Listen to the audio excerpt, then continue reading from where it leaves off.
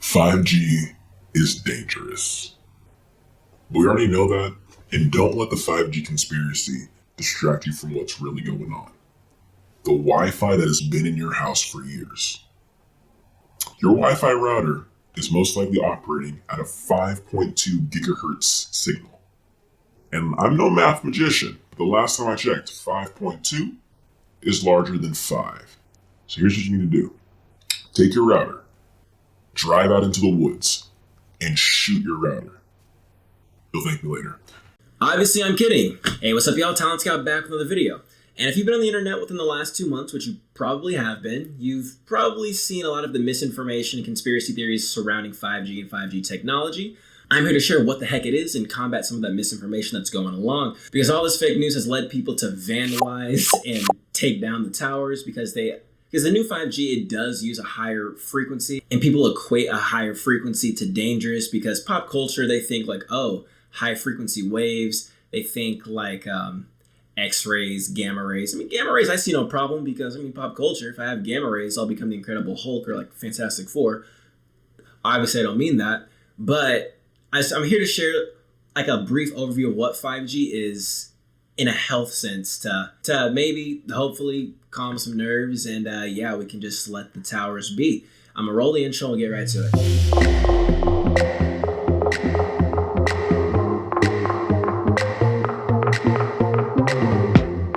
So what the heck is 5G?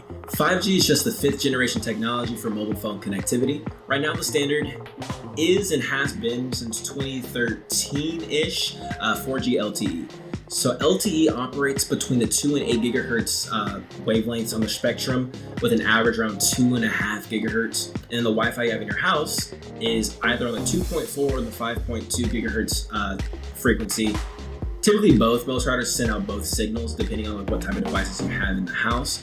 And then here's kind of why people are afraid of 5G. So 5G is going to operate between 3 and 300 gigahertz on the spectrum. And that just rose a lot of red flags for people and was just great conspiracy fodder. People are like, whoa, that's almost 150 times the average frequency that we're used to. I guess average frequency, that's not really a thing, but that's just kind of how people look at it. But they're just like, whoa, that's a lot more wavelengths, that's dangerous, I don't like it, it's gonna make me sick. So I'm not here to discredit anybody. It's like, it is a way more, intense wavelength, if you will.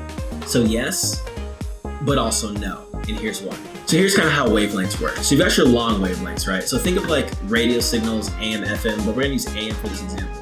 So AM radio stations, they'll just reach for miles and miles and miles.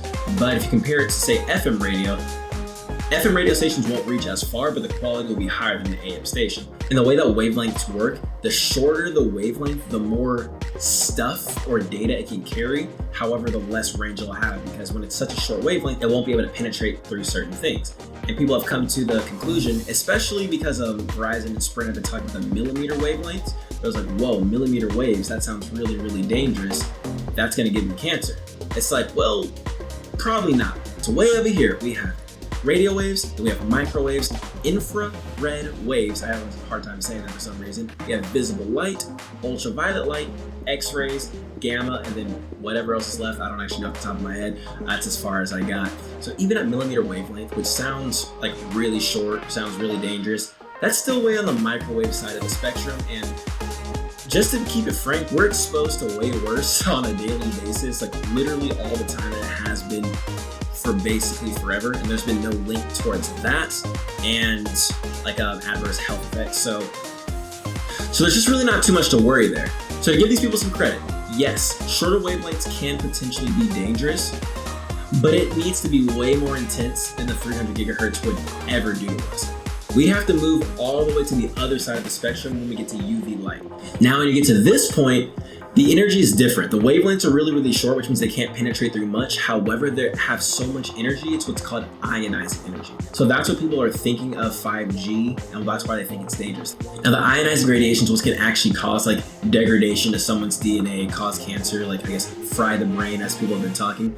So that's when things get dangerous. But just to put it in perspective, how far off 5G is from where it gets dangerous, and keep in mind, UV, that's sunlight. So the largest wavelength, and keep in mind, we're thinking the shorter the wavelength, the more dangerous. So the largest wavelength all the way in the UV spectrum is, I had to put it on my phone because just so I can remember the number, 0.0000004 meters. So this is a meter. We're talking, they're tiny, man. They're really, really tiny. Compared to millimeter wave technology, which is just 0.001.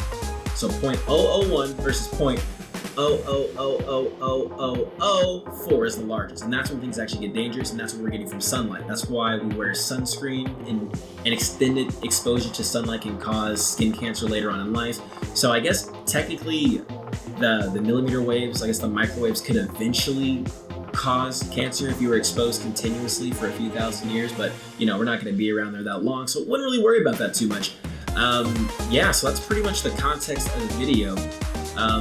You're not completely wrong, but I wouldn't really worry about that because the likelihood, there can always be an exception. The likelihood that's what's going to be what makes you sick, it's infinitesimally small. And with the millimeter wavelength, well, one, it can't penetrate the walls of your house or your car. The only way it's going to actually touch you is when you're outside. And I mean, if you're outside, the sunlight's going to take you before the 5G does. So there's that. And goodbye.